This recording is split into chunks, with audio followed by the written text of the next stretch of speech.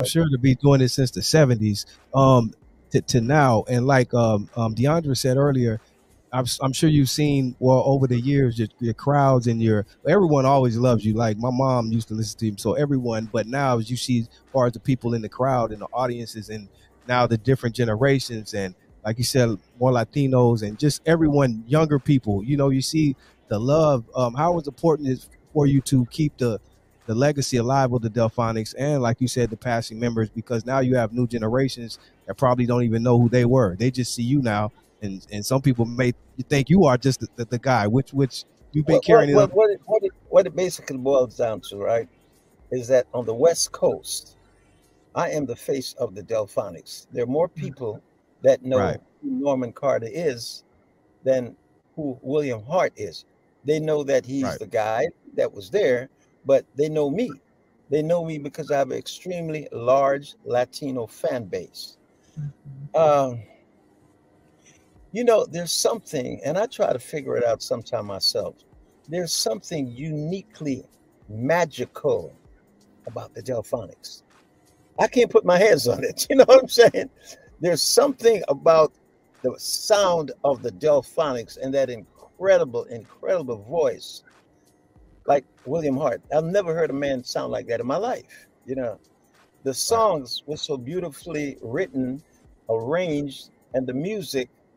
And I am here to tell you that all the years that I've been with the Delphonics, I'm still amazed how people are so still attached to the Delphonics and all the stories they tell me about what they were doing.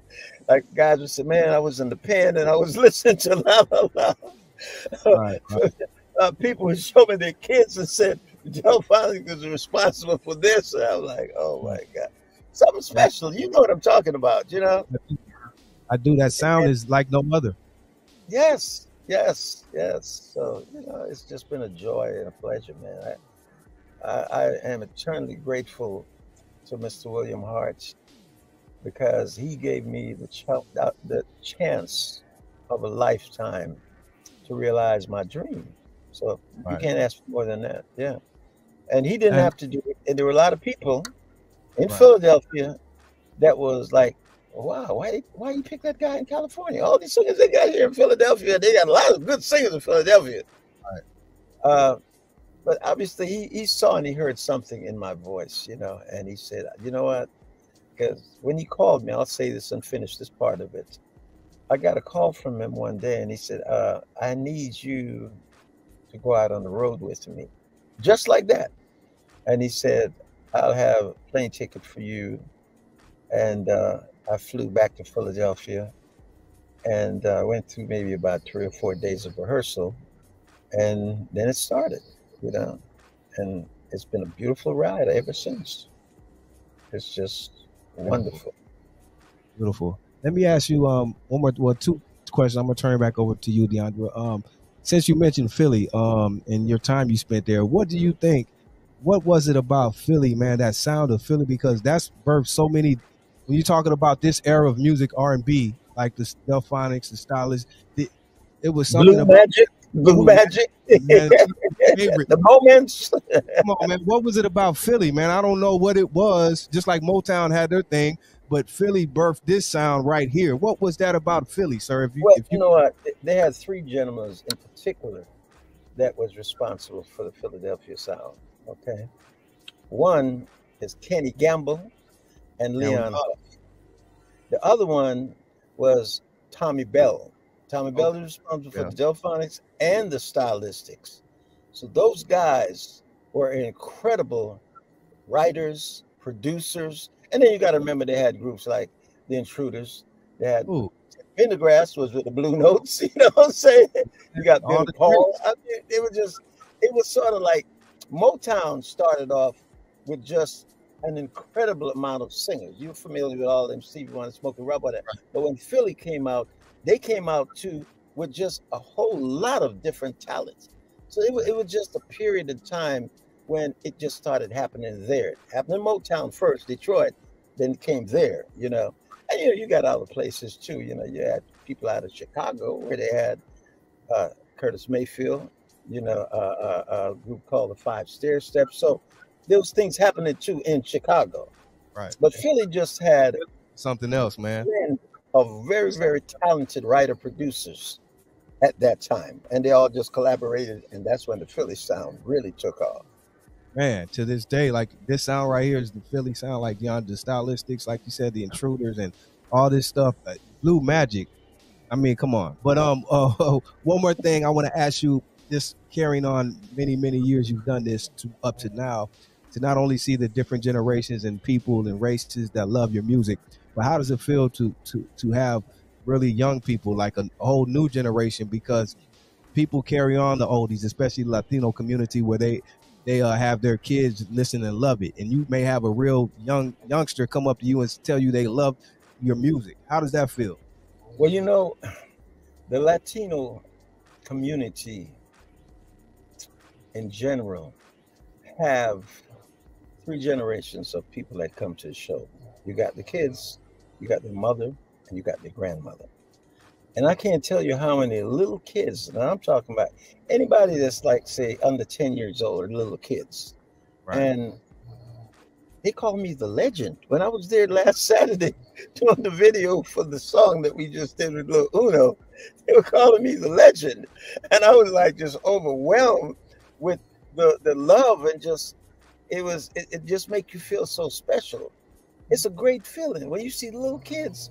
And you know, they shouldn't know as much about a group that came out with La La La in 1968, but their mother and their grandmother play those songs. It's a great feeling. When somebody young really compliments you, it's special. It's different from an adult, because that's purity. It's coming from the heart. You know, it's not somebody trying to pacify you. Right. It's a great feeling, man. It's a great feeling. Wow. Oh, one more thing I want to ask Mr. Carter, being a representation of the Delphonics now, before it's all said and done, you know, before you know, God forbid, whenever leave here or just decide to not do it anymore. Because I want to ask you even what keeps you going, because you're still going strong and performing, you know. But when it's all said and done, what would you want to leave the world with, knowing about the Delphonics? Well, I have to say that the Delphonics is one of the greatest groups to come along in the 60s and the 70s. And I say that because he had the most unique falsetto voice of all of the falsetto singers. Russell Tompkins' stylistics is good. Billy Brown and Harry Reid a moment's good. And Ted Mills from Blue Magic, they were all good. But when you listen to William Hart, nobody sound like him and never will sound like him. So I'm glad that I was able to get a chance to walk into his shoes. I can't say that I fit his shoes. And I have accumulated a substantial amount of fan support over the years, because they are also like the sound of my voice. Because what I tried not to do is try to imitate William. I wanted to sing in my voice, because that makes it even more easier for me to sing. You know, when you're trying to sing like somebody else, it's a challenge, and you don't get a chance to really show what your vocal abilities are like. So that's why I stick with what sounds comfortable for me. That's it. Beautiful.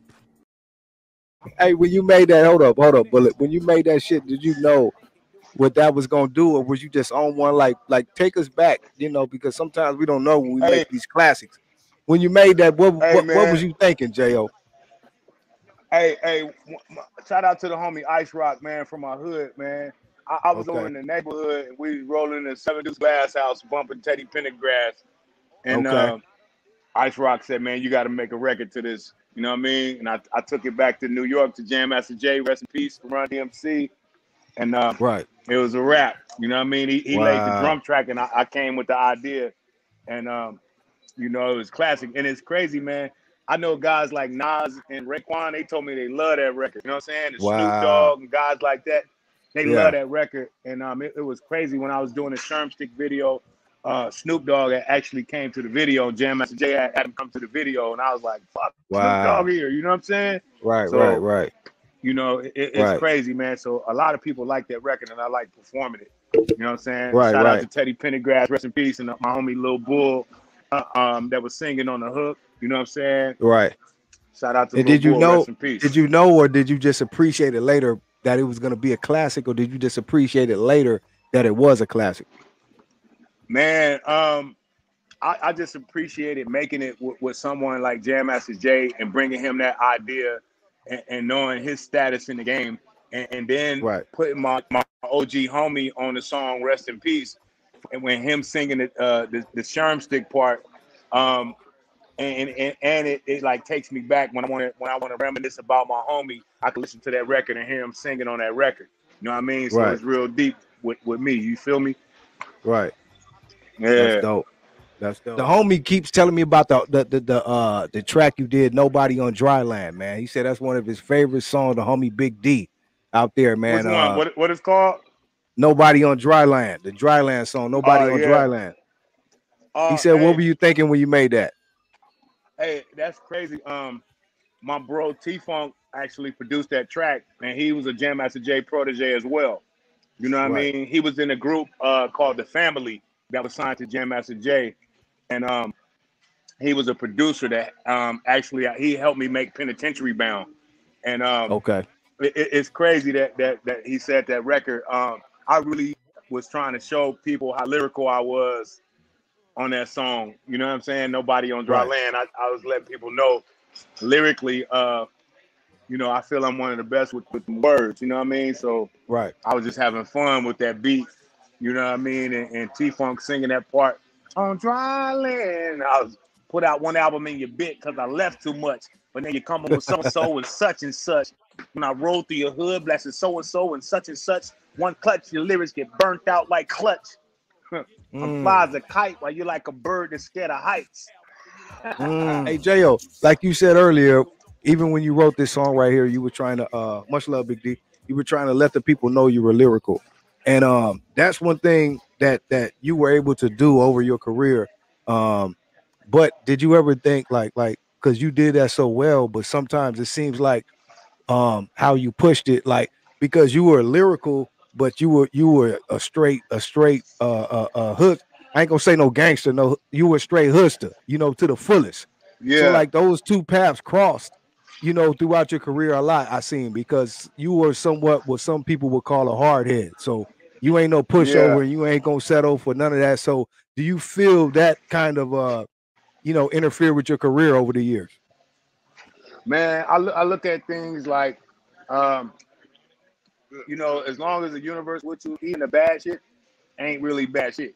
You know what I'm saying? And I'm thankful that I'm here now. You know what I'm saying? And whatever I didn't get then, I'm definitely finna get now. I feel like this run is gonna be way bigger than the run I had before. You know? And I feel that my energy alone is taking me to another level as far as not just with music, but other things that I want to do in life to add to my legacy. You know what I'm saying? So I think that's coming to play now, to where I'm gonna be able to direct the movies that I wanted to do and do other things, you know, documentaries on different people and stuff like that, to where my heart is really into it. It's bringing my imagination to life for the world. You know what I'm saying? So I'm on a whole nother level, and you know, as long as you embrace me, I embrace you. So aside from all the bullshit, I always try to bring people together. Even like when I had the Dulo gang, I had someone from Skyline, from one of my enemies' hoods. I had Baby Scar rapping with me. You know what I'm saying? And I used to go to school with him. I've been knowing the nigga since I was 12 years old. So I didn't let him being a blood interfere with me trying to put him on and give him some light when I had a light. You know what I mean? So it's always been about unity with me. It's never been about stupidity. And to be honest with you, Crippin has never was never meant to be violent against our own people, against Bloods and none of that shit. That ain't what this really was about. And I'm representing what it's really supposed to be about. community revolution in progress, protect your community at all costs. And it's more of a family environment. It's not about going to hurt somebody because they got on another color. Nigga, that's weird. And that's, you know what I mean? To me, I'm going to show you how it's supposed to be done, how we supposed to be out here. You know what I'm saying? Right. So I'm trying to lead by example and show the youth another way. You know what I mean? You can represent where you're from, but nigga, you ain't got to throw your life away. You know what I'm saying? On some bullshit. Right. That's fact. But Jayo, I want to ask how were you able to just like you just said, man, maneuver though, but be a guy from SD, you know, come through a dude from the East Coast, Jam Master Jay, but then maneuver how you did coming through South Los Angeles, like, you know what I mean? Because you weren't able to get really put on through SD because of outlets. So you came through LA and maneuvered and did what you did on your own. Like how you know what I mean? How were you able to do that, homie, and make your mark and plant your flag like you did that, bro? Man, stood up against at times really stood up against the you know, stood up on it. Yeah. How were you able to do that, man? Man, when I was in San Diego, I just knew Ice Cube and Snoop Dogg and all those guys are only 100 miles away. You know what I mean? So get your ass to LA where everybody at. And show them your talent. You know what I'm saying? So that's what I did. You know, and I feel like other people follow suit from San Diego and try to follow the same path that I did, because really you have to get out of there to go and explore other places to where it's a bigger platform for you to bring it back home. You know what I mean?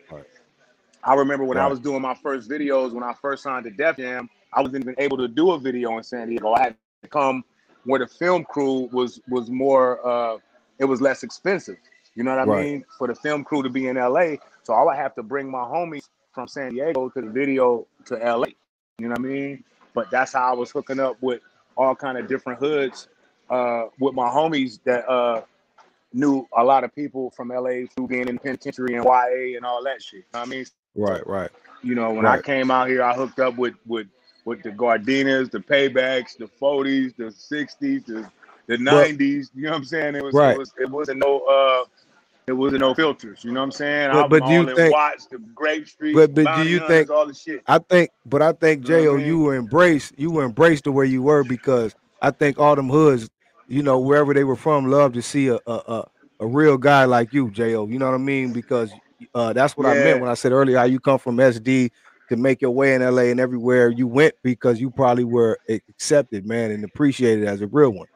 You know? No doubt, because at the end of the day, man, I love my people. You know what I'm saying? I love black people, and a lot of people don't really know me. They just think I don't know, you know what I'm saying, crip shit and all that. But my name is fucking Jayo Felony, and Jayo stands for Justice Against All Oppressors. You feel me? Right. And it's on some black shit. So if you really listen to my music, you'll hear me just go off on that type of shit. You know what I'm saying? Like I got a skit where this guy was on Instagram asking me where the fuck did I think of this skit, right? And I'm just, you know, talking some real black shit. You know what I mean? So I always have to show that side. You know what I'm saying? Regardless of what they think it is. And like I said in the beginning, Crippin wasn't meant to be violent against our own people. Period. You know what I'm saying? Community revolution in progress. It was a spinoff from the Black Panthers. You know what I mean? Right. That's deep, homie. That's deep. We got Jayo Felony here. I like how you went through the order, like you didn't just throw it all out, because some would say, wow. Some of these you mentioned were early, but you went back and you brought it back in, you know, from, like you said, because all those phases were hip hop, and we all went through them all because we were enjoying hip hop. You know what I mean? So like you said, the Kwame's and Def Jeff, the house type stuff going on. Remember the house music? Back to like King T, like in early '90 and all that, and even NWA. You know, it was all phases, but it was all hip hop, and that's what made it great, because we had so much variety and so much to choose from and to learn and all that. You know, where now it's kind of just all the same, right? Pretty much so, yeah. I mean, I think you had different varieties of rap, as you I think trying to say, man. And right now, it's just it sounds all the same, man. In fact, what they doing nowadays is, you know, they taken from back then. You know, it's like hip hop's a full circle, and I hear a lot of, you know, similarities. You know, people sampling 2000s right now, you know, or it's still the 90s, but more so, you know, even just records that was just like maybe not even 10 years old. And I get it, man. That's hip hop, you know, as far as sampling and remaking. I will say some songs should be left untouched. You know what I mean? Like there's just some songs you got to leave alone. Like leave it alone. The Al Greens, you know what I'm saying? You know, just leave that alone, man. But I mean, hey, we have access to it, so people gonna try and do what they gonna do with it. But back in the day, and I can't forget about the females either, man. Like Salt and Pepper. I was bumping. Who else? My mic sounds nice. Check. No, that is Salt and Pepper.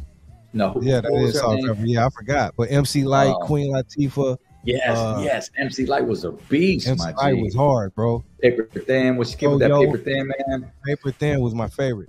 Shout out to Yo-Yo. Yes. Shout outs to Yo-Yo, West Coast Queen right there. I can't forget MC Trouble, all them, and they just started coming out. Trouble, rest in peace. And Moni Love was hard. For sure. Hey, man. Ooh, yeah. Moni in the middle. Shout out to the females. Yeah, man. So good old day, man. Those were good times. You know, those when we were really just couldn't wait for OMTV Raps to come on and Dr. Dre and Ed Lover, man, to drop that new video, man.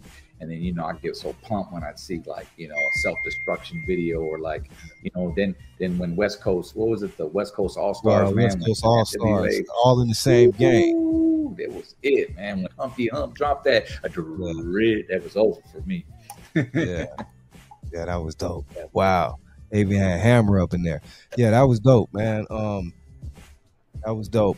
Tell me how important was, like you said, speaking of lyrics and wanting to, you know, how important was it for Lighter Shade of Brown? Even before I know I'm jumping ahead, but I just want to ask you this since I'm thinking about it. How important was it for you to have lyrics? Like you said, you wanted to be more lyrical when you came out, or was that a thing you guys made a point to do, or what? It wasn't for Lighter Shade of Brown. We weren't constructed to be a lyrical group in terms of battle rappers. If you bought the Brown and Proud album, it was all concepted by our manager, Cliff Ritchie at the time, who just happened to concept, you know, Mr. Mix from, you know, Two Live Crew and Brother Marquise, and he founded those cats. They were out of Riverside, California. Rodney O, same thing. Originally, yeah, you know, they all. Yeah, people don't know that about Two Live, bro. Mostly Two Live is from, like you said, besides Luke, right?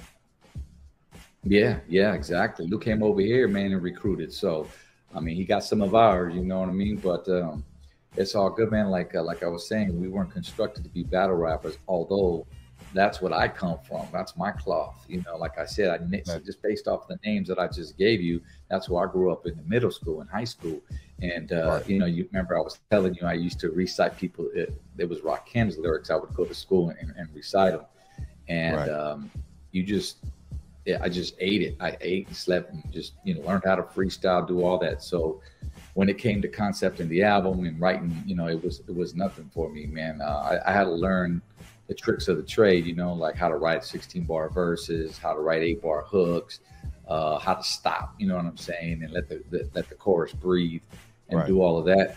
But, you know, that just came with basics, you know, in terms of making a song, you know, for the radio or what have you. But if I was on the road, let's say we go on tour somewhere, I mean, I would still be in ciphers, bro. I'd still be battling fools, like contract or no, radio no. Like I would still, like, I wish they had social media back then, because I would be popping up on all those videos, man. ODM battle this fool, ODM battle that fool, because, you know, I did this for the love, you know, and the art. So being that you're so passionate and lyric, I noticed that about you. That's what I was going to ask you about later, but since we're speaking on it, just the diversity of the group. But even besides that, I want to ask you before I go back, do you think Lighter Shade of Brown at that time or overall got the respect they deserved?